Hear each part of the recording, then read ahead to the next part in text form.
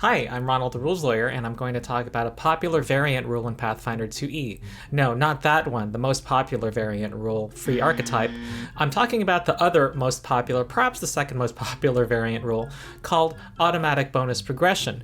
And I'm also going to talk about some problems with the variant and some alternatives to it. So who am I? I am Ronald the Rules Lawyer, and I am a lawyer who has been running tabletop role-playing games for 14 years. I cover Pathfinder 2e and also D&D and its history, which is also the history of Pathfinder 2e. Also, support my Patreon. I do not make money as a lawyer. The thumbnail for the video explaining why that is true is on the screen. And if you support my Patreon, you get early access to many of my videos and access to exclusive content. At the time of this recording, I have a poll on the Pathfinder 2e subreddit asking how many people use the automatic bonus progression variant, and it clearly is probably the second most popular variant rule. My previous poll on free archetypes showed that about 75% of tables of people who are on this subreddit use that variant, and here it's about 50%. So first I'll talk about the variant, explain it, and why it's so popular. First, to explain how automatic bonus progression works. In Pathfinder 2e, there's an expected level at which you get every plus in your weapons and your armor. Pluses are derived from runes, which can be transferred from item to item, and fundamental runes are the ones that give you those basic math enhancements. In the case of weapons, you can get +1, +2, +3, or extra damage dice, and in the case of armor fundamental runes, you can get pluses to your armor class and pluses to your saving throws. That's how the core game works, but it costs money to purchase these runes or to craft them under the base system, and there are many tables who don't want to have this obligation. Some of your money has to be set aside to get these runes. Sure, you can find them sometimes, but sometimes you won't find them, and you want everyone in your party to have them, so you will eventually pay money for them. There are also items that give mathematical bonuses in the game to your skills and to your perception, which is not a skill in Pathfinder 2e. For those characters who want to be the best wrestler or the best liar, those items that enhance those skills themselves feel like kind of a tax. The tax that you pay for, not, you know what I mean. It also obligates the game master to place these math-enhancing items in treasure that characters find, which many would argue is less interesting than items that give you special abilities or have unique, memorable traits besides increasing your math. What automatic bonus progression does is it takes that entire system off the table. In their place, your character gains them automatically in the form of potency bonuses as your character levels up. And they gain them at kind of the level that the item that would confer that bonus would be gotten at. So instead of finding +1 weapon runes, which are a second level item, at second level, your character gets automatically a +1 potency bonus to their attacks. This applies to all strikes that you make, so if you switch between melee and ranged weapons, it applies to both weapons and also to your unarmed attacks. At level 3, you get a +1 potency bonus to one skill of your choice. At level 4, when you would get a 4th level striking rune, you get to add a damage die to your attacks. It goes on, and it includes a bonus to your perception at 7th level, and at 17th level, that's the level of apex items, the items that give you a bonus to one of your attribute scores. You get that effect with one of your attributes. When running under the core rules, the game master is told to refer to a table called the Party Treasure by Level table to determine how much gold currency and magic items of various levels to give a party at a certain level. This variant rule frees up the game master to ignore as much of that table as they want, though the variant still recommends considering how much currency you give to the party. You'll still want to give spellcasting magic items such as scrolls and wands, which are not automatically conferred to player characters by this variant. You're going to remove fundamental runes from the game and also item bonuses from items, with the exception of armor, which gives you an item bonus to AC. Apex items no longer increase your attribute modifiers. This variant also spells out eliminating runes entirely, such as property runes, though I'm not sure why a game master would want to do that, because property runes are cool.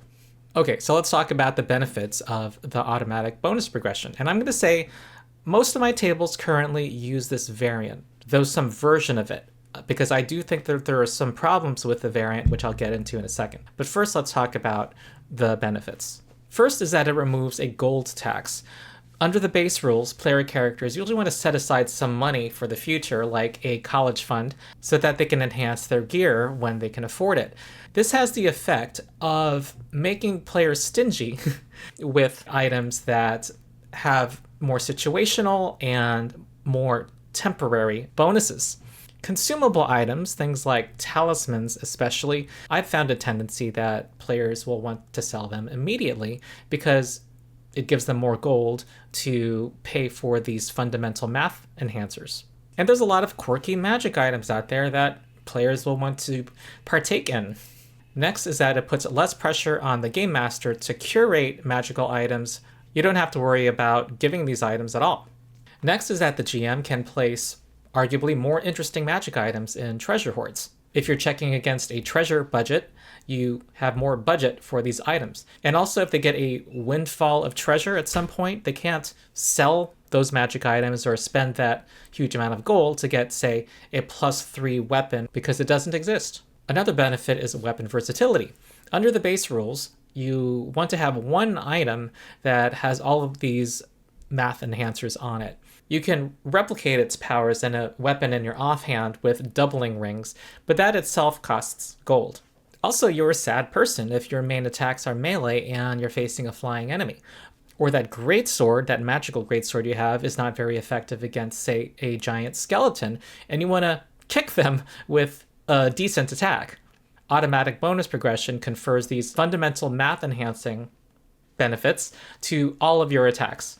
And also, arguably, some like the theme of that, it's your character becoming a better fighter that explains why you're more accurate and do more damage, rather than your magical items.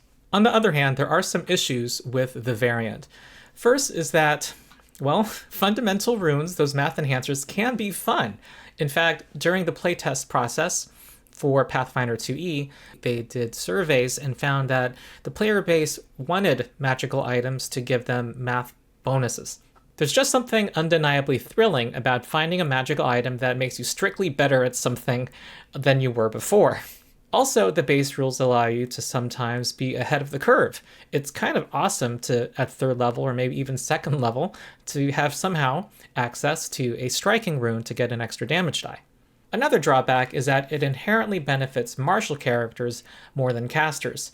For martials, a big part of their gold budget is now not necessary, whereas for casters, they do want to get those staves and scrolls to increase their spellcasting ability. Given that one common complaint is that casters don't feel as strong as martials, at least compared to other editions, this is not a trivial matter. I've also found that when there's occasion for players to make characters higher than level 1, that giving the same amount of gold to caster characters as to martial characters doesn't make sense, and so I adjust the gold amounts. The next drawback is that it eliminates most item bonuses. It eliminates all item bonuses except for the ones you get from armor.